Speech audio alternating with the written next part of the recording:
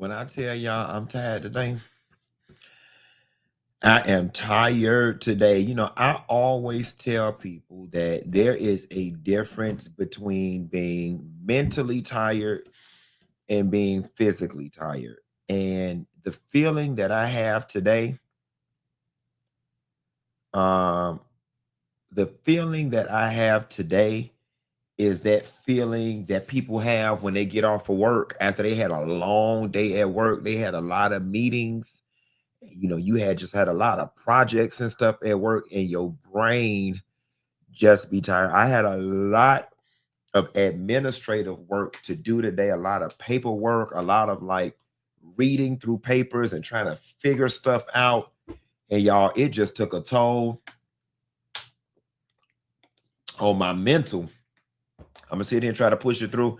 I want to light my 305 candle for it to get me crunk, but we're gonna have to mellow this thing out. So if you with me in the funky bunch, go ahead and light. I'm gonna light 1111. Get me a little aromatherapy going on. Incense is burning, so I'm feeling right. All right. And then too, just because I just need it all around me, I just spray some of my 1111 room spray and linen spray. Y'all, the link is down at the bottom. Y'all got to get the Quentin Latham candle collection. Ooh, that smells so good. Yeah, 1111. They got me right now. All I need is a glass of wine. Somebody said, "Oh, wake up." Jaleesa, I'm trying to wake up, baby. I'm trying to wake up. But y'all, today was one of those days. Anyway, how y'all doing? Sisters, y'all all right? Now keep in mind that I'm an artist and I'm sensitive about my yes, honey. Does the smell last? The smell most definitely lasts, baby. This smell will linger in your house.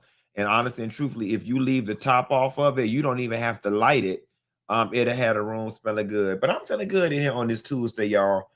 I was scouring through the internet, and there's just a whole bunch of stuff. Which what she said. Tara Williams says the way my 1-year-old sits up and smiles when his gunkle funky comes on. Oh, Tara, tell him I said take his ass to bed. It's 8 o'clock. These ghetto children, they always be up.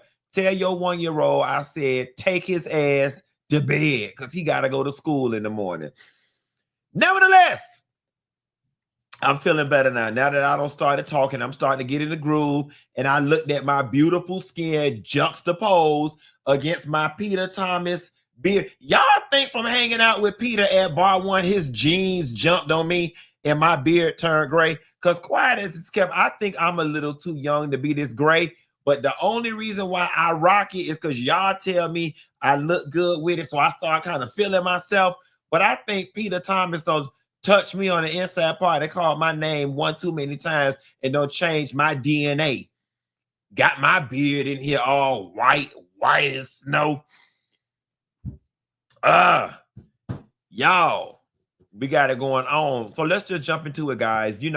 It's so funny. I don't know if this is a good thing or a bad thing, but as we've been kind of getting into the show these last couple of months, for weeks on end or for a month on end, shows have been having themes at the top of the show. Obviously, we had the political corner for a very long time because we were in that election space about to be in the inauguration. But now we are in the California wildfire space where it feels like at the top of the show, we absolutely have to talk about what's going on out there in California, but not just California, what's going on out there in Altadena in particular. And for those of you guys who are unfamiliar with Altadena, as much of us are, I have not ever heard of Altadena until last week when the fires broke out. First time in my life I've ever heard of Altadena. Every day we're finding out more and more and more about Altadena. It's an historic Black neighborhood, a lot of Black wealth, generational wealth. It's going to get lost as a result of burnt down homes, lack of insurance, so on and so forth. Nevertheless, we've got one of Altadena's finest, a staple in the community, and a bookstore owner, Nikki High of Octavia's Bookshelf, She will be joining us tomorrow. She'll be joining us tomorrow. And the sole purpose for her being on the show is to basically explain to us the history of Altadena, what's going on in Altadena, how these wildfires and the situation in Altadena has been politicized, and most importantly, what we can do as residents outside of Altadena to help our Black brothers and sisters in Altadena to help them get it going on. You know, it's very bad, and we need to be educated. And from the rumblings that I'm hearing on the internet, they are saying Altadena is not getting the attention that it deserves. And we already know how this goes. Wherever there are communities of color or Latin communities or Black communities, they always go underserved. And people who don't look like us are oftentimes prioritized in the media when it comes to coverage. So it is up to Black media to cover our people. Secondly, and this is what I knew was going to happen, D.L. Hughley posted this on his page, that essentially the vultures have come in already and making offers for Altadena. And they're telling people, do not sign anything, do not sign, do not sign, do not sign. Now, when I went to Florida State University and got my degree in economics, these people taught me everything about supply and demand. They taught me everything about scarcity. And guys, we are about to see, so there's a lot going on, right? Let's just talk about cause and effect for a little bit. There are homes in Altadena that have been passed down from generation to generation to generation that are paid off. Grandma and grandpa bought it back in the 40s, 50s, left it to mama, mama left it to me, might still be in mama possession. Regardless, it's paid off. I think I said this on a previous video. There are situations where some people, just due to poor financial literacy or just due to circumstances, you know, once they're no longer required to carry homeowners insurance as a condition of having a mortgage, there are a lot of people who let it lapse because they don't have the money, or they feel like, child, I don't lived here 15 years, 20 years, and I ain't never have to use my homeowner's insurance. You know, why should I be paying this bill for a couple $100 a month? And I understand that. But insurance is always the thing you don't need until you need it. So here's what happens. Follow me here. Simple math. You've got somebody's home. I'm going to use simple math. We're going to say it's worth $1 million. And you've got all of these homes on this block in this neighborhood, and they're all worth $1 million, give or take. That's with them standing and being in living condition. So now we're just going to say Mr. Brown, who doesn't have insurance on your once was worth $1 million home. There are no comps for your home. Oh, guess what? There are comps. It's a burnt down house on a piece of burnt out land that needs to be cleared. So what happens to Mr. Brown, who is 76 years old and retired, living on Social Security and a pension income with no housing, who once had a paid off house?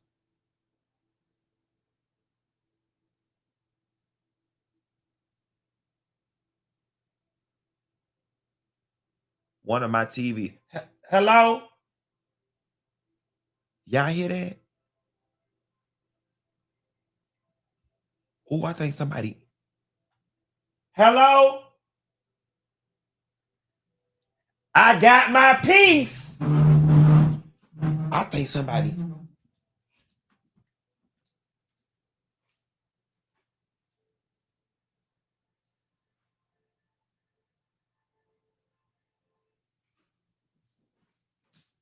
Child, I thought somebody had came on in here. I thought somebody had came in here on me. That was, woo, that was my bedroom TV. I was in there watching Chicago Fire before the show, and I had it on mute. Somehow or another, it went to the Vizio home screen, and it was playing Naturescapes, and the volume shot up loud through the surround system. I said, ooh. Y'all see my survival instinct kicked in. I got my piece. Okay. I got my piece. You got to let them know. You walk up in here on me, you're going to be leaving in a body bag. Baby, I said that real quick. I said, wait. Mind you, I don't own anybody's gun. I'm scared of them.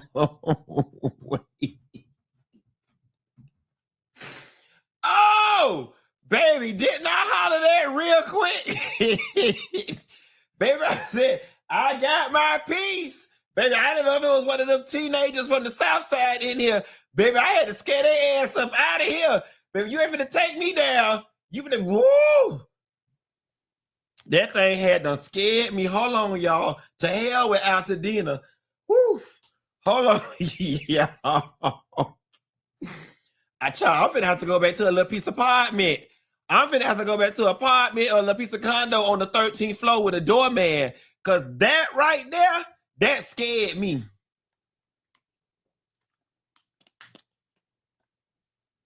Nevertheless, I was saying, if you're Mr. Brown, your house is worth $1 million, or at least it was before it burnt down. Now your entire neighborhood, everything is burnt down. You are on a fixed income. You can't even fathom going out in an open California market and having to pay for rent.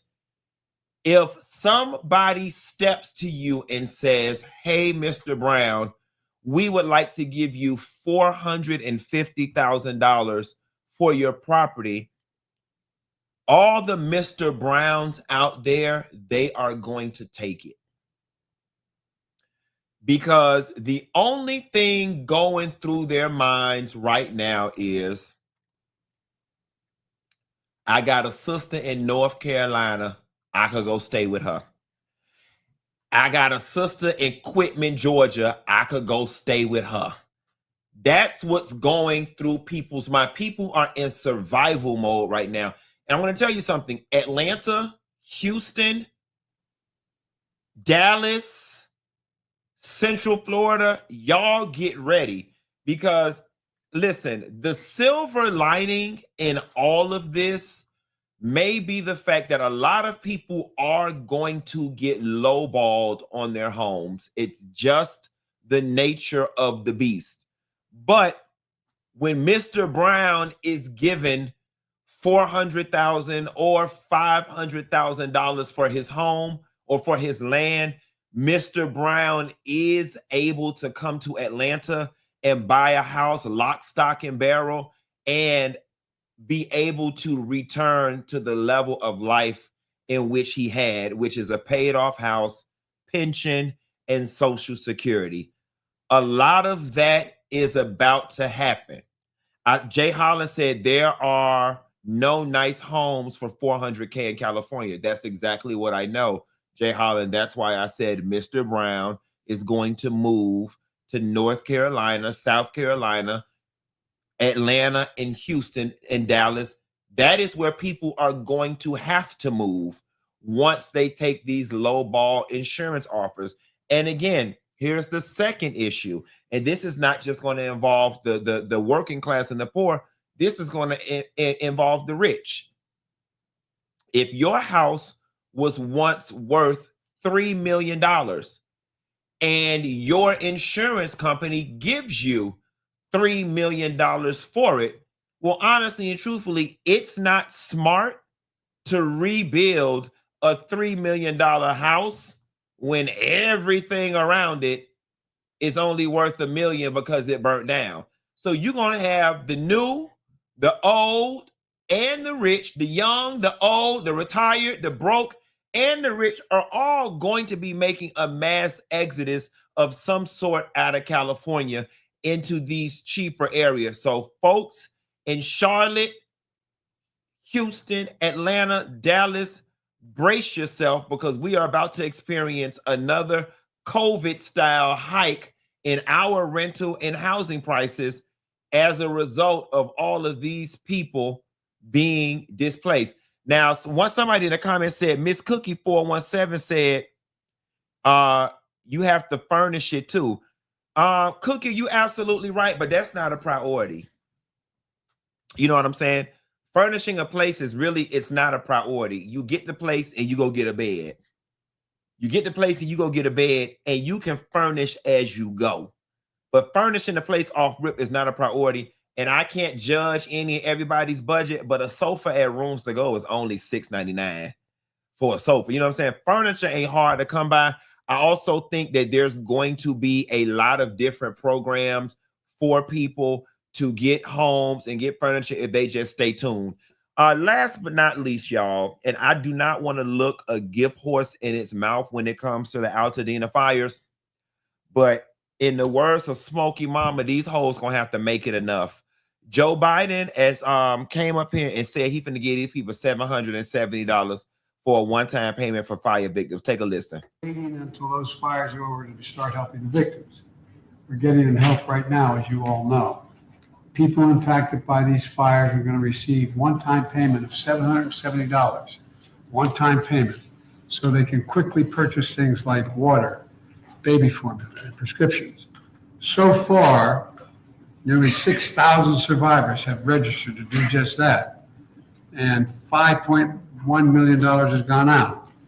And I encourage everyone who has been impacted to get assistance.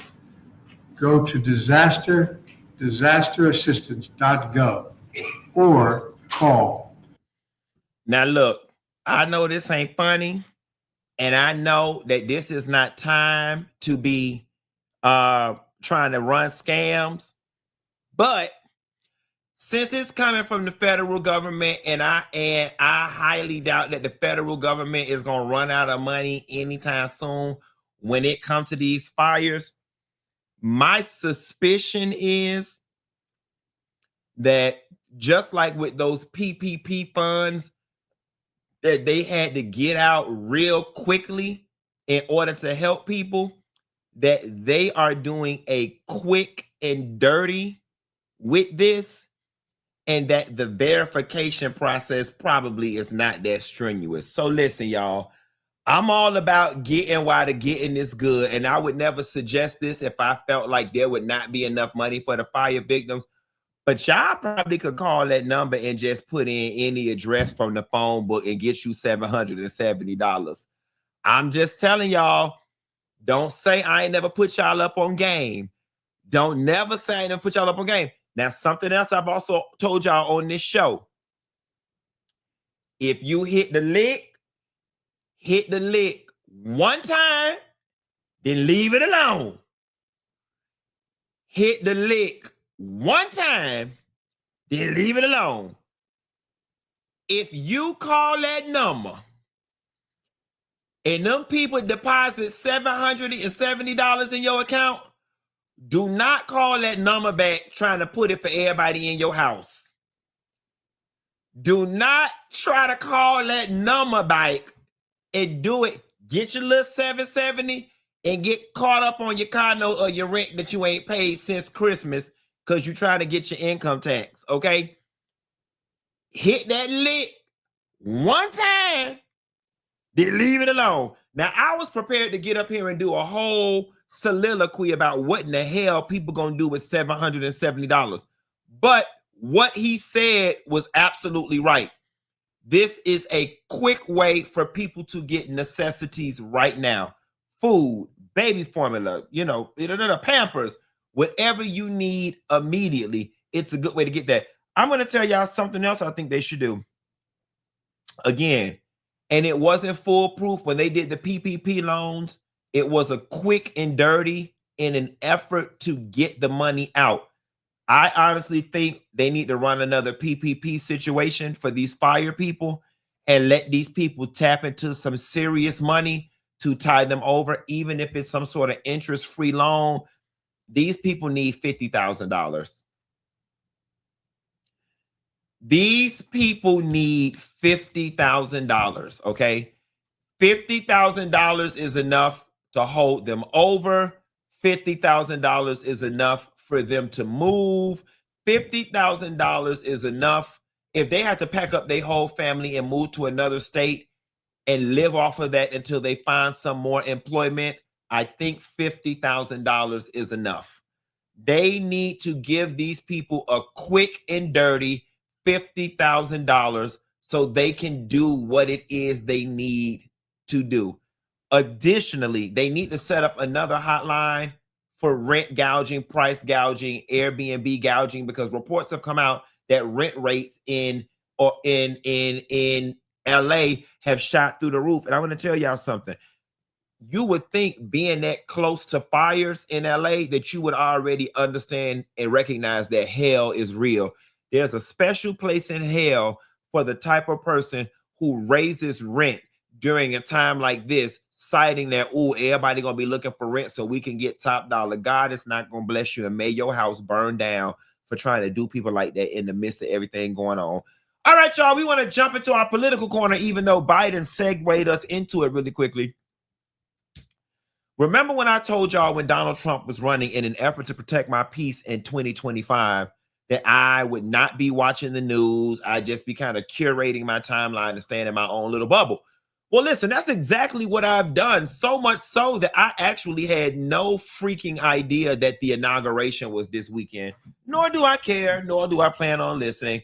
My sister, her kids, my stepmama, my sister husband, they are coming up from Tampa to kick it with me this weekend for the 4-day weekend. And we about to have family time, not deal with this and quiet as it's kept. Because see, y'all didn't know I was real fancy and I know people. Michelle Obama will not be at the inauguration because she's going to be around here with us eating crab legs and barbecue chicken. Miss Mama says she will not be in attendance to Donald Trump's inauguration. And she was notably missing at Jimmy Carter's funeral. Now, there has been no explanation as to why she was missing from the funeral, and no explanation as to why she was missing from, she will be missing from the inauguration. Now, here is what I will say. Michelle ain't us. For the most part, she black like this and not like this. Now, she know how to be black like this when the time comes.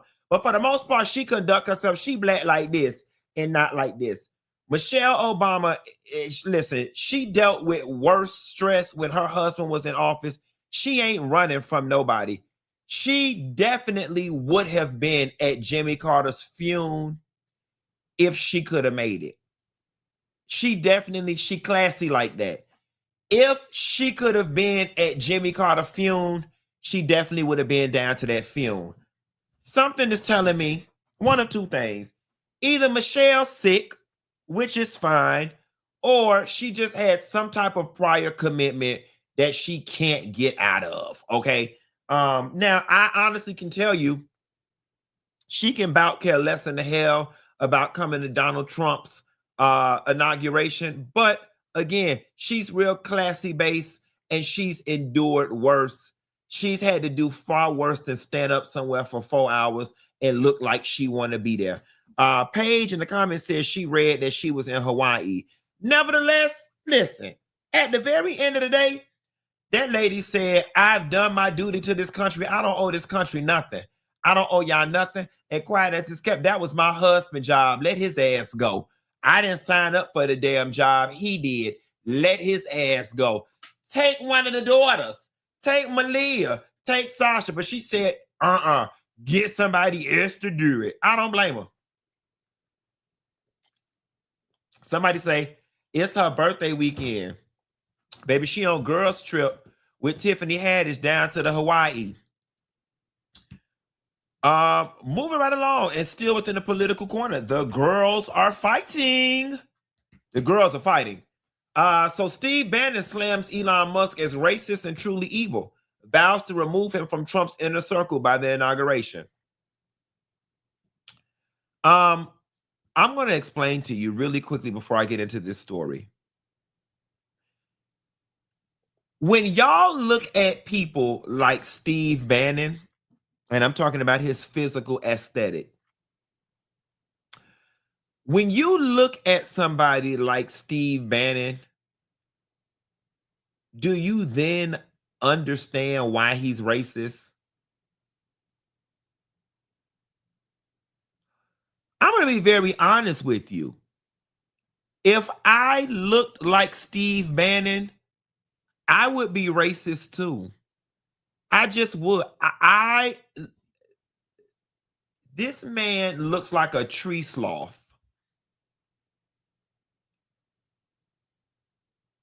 If I looked like this man, I would hate people who look like this. Let me make it big.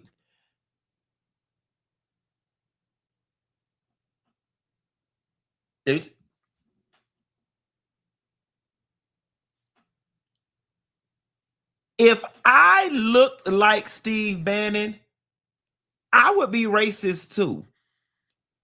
This man literally looks like never should have made it. Never could have made it. This man looked like never should have made it. Now, the one thing Steve Bannon do got going for himself, and I got to give credit where credit is due, that man got a beautiful head of hair. He got a beautiful head of hair, and God said, I ain't going to give you every struggle. He said, I'm not going to give you every struggle. But if I look like Steve Bannon, I would be racist too. You just have no choice. Like, you came out of the womb just giving up on yourself. You came out of the womb with the whole world just saying you are defective DNA that should have been naturally expelled from your mother's womb, but somehow or another you made it. Never should have made it. We was working on vibrato at Miss Jan this weekend. Never could have made it without you. I might have lost it all, but now I see you were there for me, and that's why never should have made it. Y'all hear my made? See?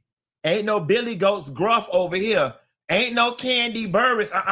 Made it without you. Baby, I hit my note. But here's the thing. To sit up and call Elon Musk racist is very rich. And I want to tell y'all something about these types of people. All of y'all was up there using one another. Y'all used Elon to win the election. Ain't even got the man in office yet, and y'all already ready to kick him off the boat. Now, ain't that something?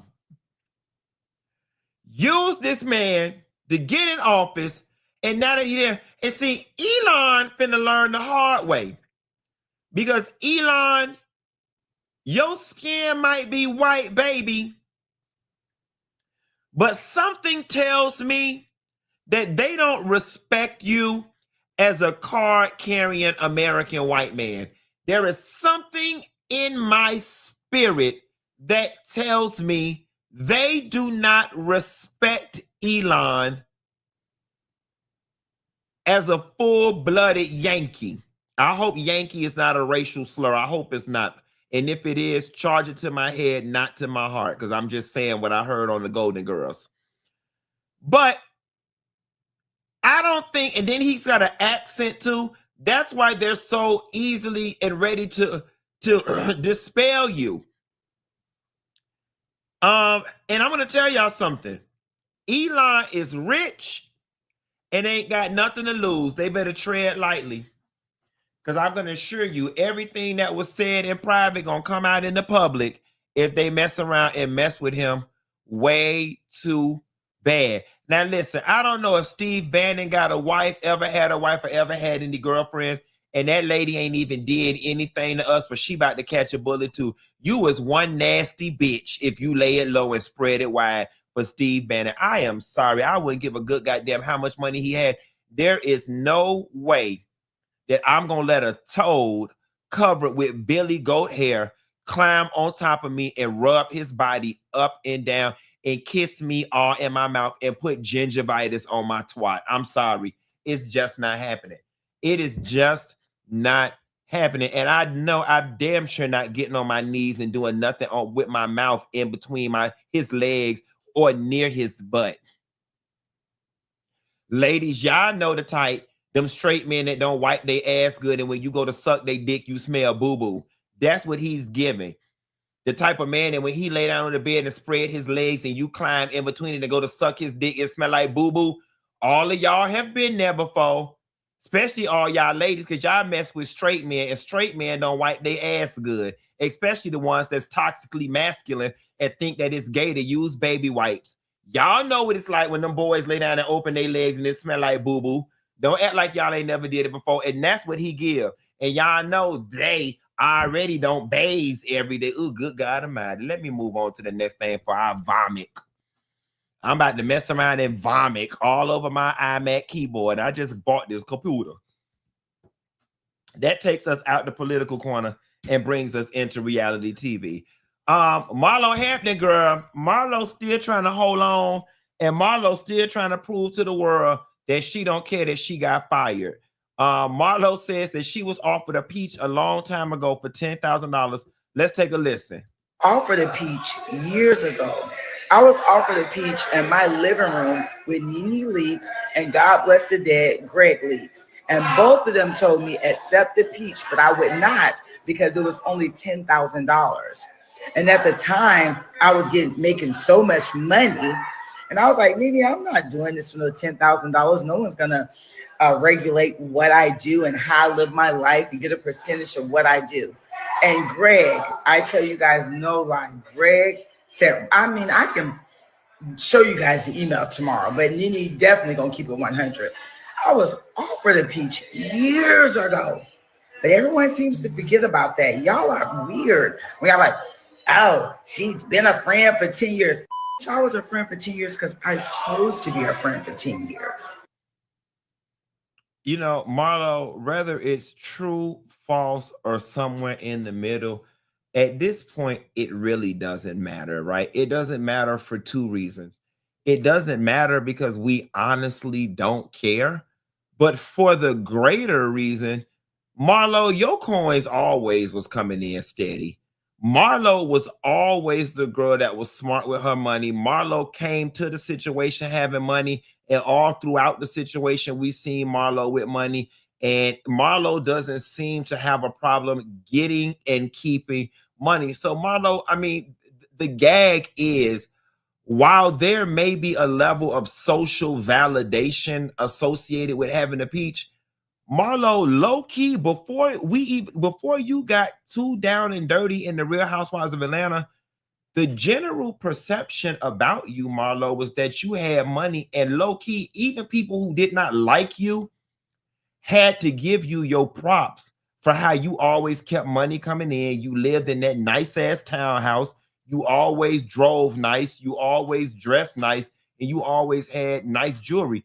Marlo, if I was you, I honestly wouldn't give a damn, because of all the housewives, quiet as it's kept, I mean, with the exception of like the ones that came into it, multimillionaires, Marlo, your record stands the test of time. You came to the equation with the money and the fashions before those girls. And however you were getting it, I'm pretty sure you can still get it without housewives. It's the girls that didn't come into money until housewives that need to be up here trying to defend having a peach and not having a peach. As much as you don't want to give it to Marlo, and as much as you don't want to like Marlo, for those who don't like her, Marlo has always been that girl when it comes to her coins. She's always been that girl when it comes to her coins. And Marlo, and instead of giving the public and Bravo the satisfaction of thinking that you're somewhere down and out because you lost that peach, honestly and truthfully, I would just be doing photo shoots from my closet, laying up in all my nice shit. I would have on all my clothes at the same damn time and be twirling around in my closet. Like, Marlo, you good. But, you know, this constant defending, talking about the peach, you and Sonia, you know, the topics on the podcast constantly being about Real Housewives of Atlanta, it's giving a you're bitter and bored tease. And I want to tell you something. You might want to chill, stay close, and sit back, because it's not far-fetched that there is a world where something happens in the future with Nene Leakes. They were already trying to do Real Housewives of New York Legacy, where they were going to bring the older girls back. They're doing all these girl trip things. There is a world where there is a show for the Legacy Atlanta Housewives girls. I don't care what y'all say. Bravo is messing up on a lot of coins by not doing a Nene and Kim Take America. Could you imagine Nene Leakes and Kim Zolciak doing a road trip like Thelma and Louise, or doing like Oprah and Gayle did, or just throwing Nene, Kenya, Kim, Marlo, Sheree, and who else? I mean, honestly, truthfully, that could be enough right there. Cynthia, and throw all of their ass in one doggone house. Marlo, don't burn no bridges. Don't rub no people the wrong way. Stay close. In the meantime, in between time, try to pivot, get over there on E and try to do something on the Style Network or something or another. You focused on the wrong thing, sis. I'd be focused on what my next career in television looked like if that's what I wanted to do. You need to pivot, and not pivot into the abyss of bitterness, but the abundance of fashion. That's what I would do, Marlo. Everything out of my mouth as it related to social media would be about fashion. Moving right along, still in the reality TV corner, Robyn the Dyke from the Real Housewives of Potomac had this to say about Karen Huger as it relates to Karen potentially going to jail. We think Karen Huger's sentence will be. Oh my gosh, Robyn. Okay. Did not think you were going to say that. It's a prediction. Okay, Robyn Dixon. I don't know. I'm not going to make that prediction. I'm going to predict the best. Okay. Yes, whatever that means. Okay. All right. I predict 60 days in jail. 60 days in jail. Uh-huh. Okay. All right. We'll see. Yes. And then when she gets out, like Community service. at least a year of like not being able to drive, Probation. Okay. or blowing into the thing The before you can drive. Yeah. And the car is set up like that. Yeah. Yeah. I'm gonna end it there because it gets a little lengthy. Here's the thing. I said this in earlier videos. This is what happens when you gallivant around people and you act so high and you're so image and you're so grand dame and you're so perfect. People take pleasure in trying to knock you down a peg. People want to see you humbled. People want to see you fail. People want to see you fall. And Karen's got a whole peanut gallery of people. Whether it's warranted or not, they want to see her knocked down a couple pegs. Now, here is what I'll say. I'm going to say this. Obviously, when emotions get involved and we tend to like people, we can be biased. The biased side of me, because I like Karen, I don't want to see Karen go to jail. I don't want to see Karen go to jail. However, you remove the bias and you just look at those videos for what they were, and you put it in conjunction with her previous DUI history. I mean, Karen kind of deserves to go to jail for 30 or 60 days. She really kind of do. She really kind of do. She, you know what I'm saying? Again, I don't want her to go. I don't want her to go. But if we were just watching the news and it was random Black Lady USA, we will all be like, she need to go to jail. She needs to go to jail. And, you know, I'm going to be very honest with you. I don't think Karen coming up on that show, coming on the Real Housewives of Potomac, acting like she didn't do anything. I'll be vindicated when it comes to court. I don't think that worked in your favor either. I think you should have used the show as the marketing tool that it was, and you should have your head should have been bowed, your eyes should have been low, and every time somebody brought that DUI up, you should have started crying. Granted, I understand you couldn't have said anything because the case was pending, but you could have spoke with your body language. And you could have spoke without speaking. Every time somebody brought their DUI up, instead of getting defensive, I would have got depressed and started crying.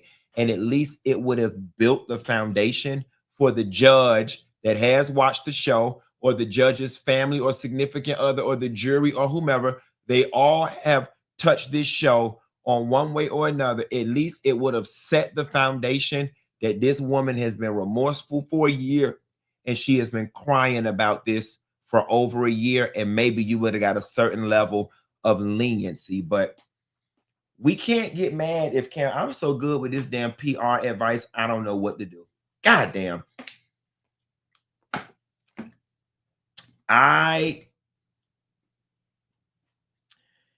Somebody said Karen ain't gonna let nobody see her sweat. Yeah, but in exchange, she gonna let them see her in an orange jumpsuit.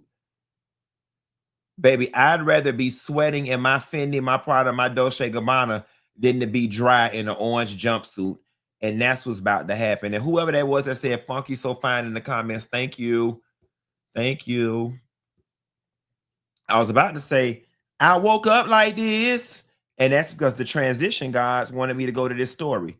Beyonce recently made an announcement, or she postponed an announcement that she was going to make in lieu of the fires, right? But we all know that these things are oftentimes coordinated efforts that have so many moving pieces, and she didn't make her announcement. However, stuff was already locked and loaded in the system, and fans began getting notifications that there was a concert. She was scheduled to be in Chicago at Soldier Field Friday, September 12th, 2025. So that being said, guys, Beyonce, it's official. It goes without saying. The announcement was she's going on another tour. And I would imagine this is probably her Cowboy Carter tour or whatever. But Beyonce is going on another world tour. The cat's out the bag. That's what the announcement was. And yeah. For those that want to go to Beyonce concert, that's what she got going on. Let's see. We got 3 more stories before we get out of here, guys. I know it's tax season, but y'all better go to 2 people to do y'all taxes. Y'all better go to the tax boss out of Houston. That's Tax Boss, BAWSE, the Tax Boss, baby. She been on the show several times. She was a sponsor down to my party. The Tax Boss will get you right, or you go to my CPA for the upper echelon girls that got businesses and different various things. The Tax Boss could do that too. She over on that side. Over on this side, go to Tax Plus 365.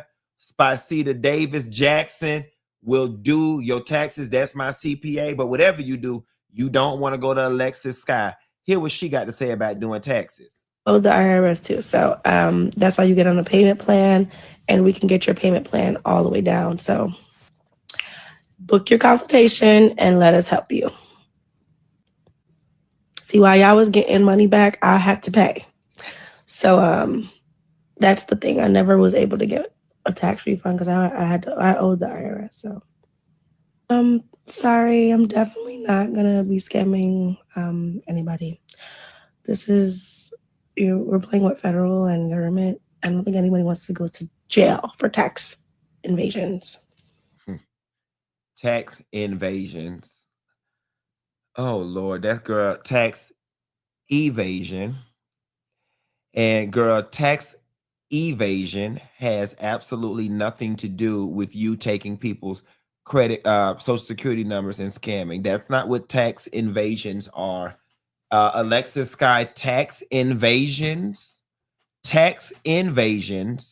are when you knowingly try to hide your money from the government to keep from paying taxes. You're trying to evade the government, not invade. See, invade is what they did January 6th. They invaded the Capitol. Okay. Evade is the opposite of invade. When you evade, you're not trying to go in, you trying to hide. Evade, invade, tax evasion. In either way, contextually, tax evasion doesn't apply to what you said. This is when trying to sound smart goes wrong.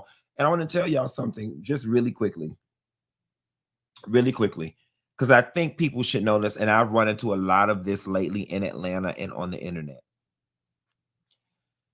Whenever you step into a space and you try to be something or someone that you're not, I can assure you, everyone in that space who is the something you're trying to perpetrate, trust and believe me, they know that you're not one of them.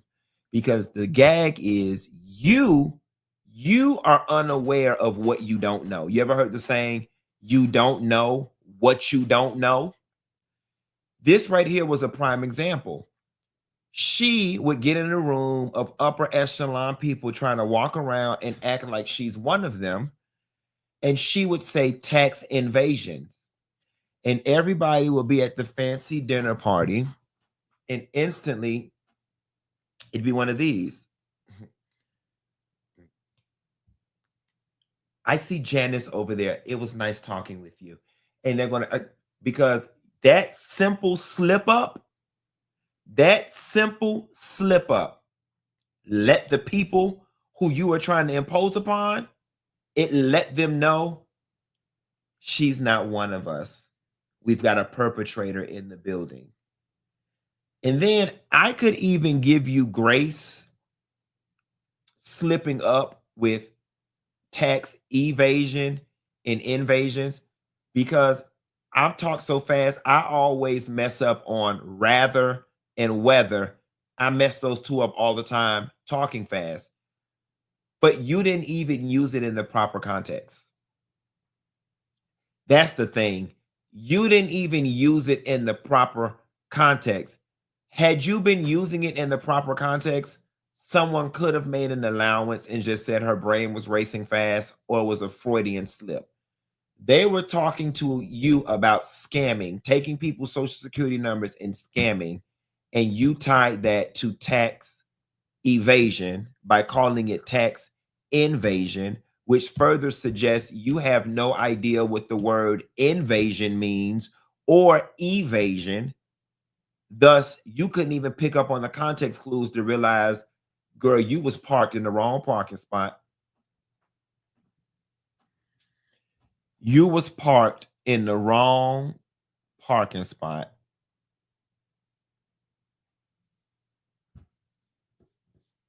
And you need to be in a handicap parking spot or the one that said don't park right here, slow bus parking only. That's probably where you needed to park. And speaking of somebody on the slow bus, we got Whitefish on here, and I don't feel no ways tired because Whitefish don't divorce her good rich husband. Woman divorces her millionaire husband after being scammed by a fake Brad Pitt who claimed he loved her. The French lady by the name of Anne, who is 53 and fresh out of a rough patch with her millionaire husband, somehow got finessed into thinking she was booed up with Brad Pitt. Sis was on a ski trip minding her business when an account posting as Brad Pitt's mama slid into her DMs and said, "Hey, you want to talk to my son?" A day later, a fake Brad Pitt popped up and they started chatting. Now, fake Brad Pitt didn't just hit her with the basic "what you doing" text. He was dropping love poems on a Shakespearean level. Anne was eating it up, saying that he was the only man that talks to a woman like this. Red flag number one in many books. But here's the kicker. Whenever Anne wanted to FaceTime or call the fake Brad Pitt, he had an excuse. Instead, he sent her AI-generated videos and pictures. They literally looked like they were made on Microsoft Paint. After her divorce, she got a big bag of 775 euros. Fake Brad Pitt turned the scam all the way up, hit her with a sob story about needing a kidney surgery. complete with more fake hospital pics, and Anne ended up giving this man 800,000 euros in total. The scam unraveled in 2024 when Anne saw Brad Pitt out here publicly booed up with the jewelry designer Inez de Raymond. Yada, yada, yada, yada, yada. All right, guys, I ought to take my time with this and let it breathe.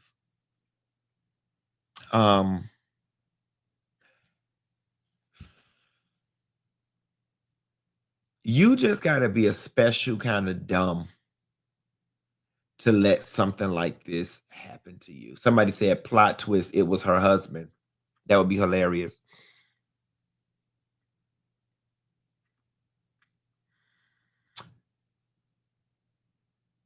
The man is a movie star who has no problem being photographed, being seen in public, being in television and film. And at no point did you think, I can't see him. Like, I just don't understand how you send somebody $8 that you never spoke to on the phone, yet alone 800,000 euros. Galliano said, just wanted to say I love you, Funky. You got a big following here in Europe. Me and my friends been watching you since 2014. Woo! Shouts out to Galliano. Thank you so much. I love you guys for my Europe brothers and sisters. I don't understand how you send somebody $8 that you ain't spoke to, yet alone that much money. And somebody said gullible. Somebody else said mental illness. I mean, I guess. And, you know, yeah, somebody put, why would she think Brad Pitt would need her money? Mental illness or loneliness or a combination of the two. Listen, I have a family member that passed, and upon his passing, his wife found out that he had given all his money to this lady overseas who was talking about how she had children and needed help taking care of her children. And essentially, he was having an emotional affair with this lady overseas. And when he died, there was nothing to give his wife because he had given all the money to the lady overseas. So it definitely happens. I definitely think loneliness is the biggest driver of this type of thing. And these people start filling a void and making you feel good. And it speaks to something that I always say when I'm talking to people or I'm coaching people in this YouTube space or just even in life. So one of my things is, I always tell y'all, you get further in life being liked than you do being qualified. If people like you, they will create a position for you. They will move mountains for you. They will make exceptions for you. The second life gem that I want to tell you is that if you can make a person feel, you can make them do anything you want. If you can make somebody feel, you can literally get them to do whatever you want them to do. And this is the case of that. That woman had a void. That man stepped in. He made her feel. In this case, he made her feel good. And feeling good, our brains operate on the reward system. That feeling of feeling good is the same thing a dope addict feels when they hit their dope. And that person wants to do anything to feel good continuously, long term. If you can make a person feel, you can get them to do anything you want them to do. And think about it. Think about all the times you've been stupid for a guy or a girl because you loved them or because you felt good. Or how many times somebody did you wrong, but then they come back and smile in your face and kiss you on the neck, and that shiver go up your spine, and all is forgiven because of what? They made you feel good. If you can make a person feel good, you can get them to do anything you want them to do. And last but not least, speaking of somebody who ain't feeling too good, Cardi B ain't feeling too good about her no good ass husband. Take a listen. She's saying he didn't buy the kids nothing for Christmas to spite her. Me, and you're gonna sign these fucking divorce papers. What hurts me though is when trying to be spiteful towards my kids. That should really be fucking pissing me the f. And then you know what else be pissing me off? You know what else really hurt? Really hurt me, y'all. And I really want to let y'all women. When a mother, you do so much for lift them up when they're down. Lift them up when everybody turns their back on them. Pray for them before you pray for yourself. And then a come bother your peace to tell you that you wasn't enough because you never listened. It gets lengthy. He tells her that she wasn't enough because she didn't listen. Manipulation 101. As to say, our marriage would have worked had you listened to me. Girl, please, you can lead me to the mailbox, Offset. And then she goes on to say him and his mom robbed her and that it hurt her feelings that he didn't buy the kids anything for Christmas. And Cardi, you're a better woman than I'll ever be because I would have never gotten on the internet and said this. And shouts out to all 8,100 of y'all who are in the chat right now. Whoop, whoop. Big ups to y'all for rocking with me. I'm holding it down 8,000 strong. 8,000 strong in the chat. I love y'all. Y'all are a very consistent crowd. I would have never given him the satisfaction of knowing that hurt me because now he knows how to get to you. The only other thing, Cardi B, stop taking stuff to the public because I don't know if we're supposed to feel sorry for you as if your kids went without for Christmas because they didn't. Now, granted, you know, it could have been great. They had got some stuff from their dad. But my whole thing is in situations like this, I'm sorry. It's just me. And this is me putting my kids first. If I knew my kids' father did not buy them anything for Christmas and that they absolutely adore their father, I'm not going to project my pain and my FU to their father on my children. If I was rich like Cardi B, I'm going to have my assistant go out and buy a bunch of extra toys. And I'm just going to write on the toys from daddy.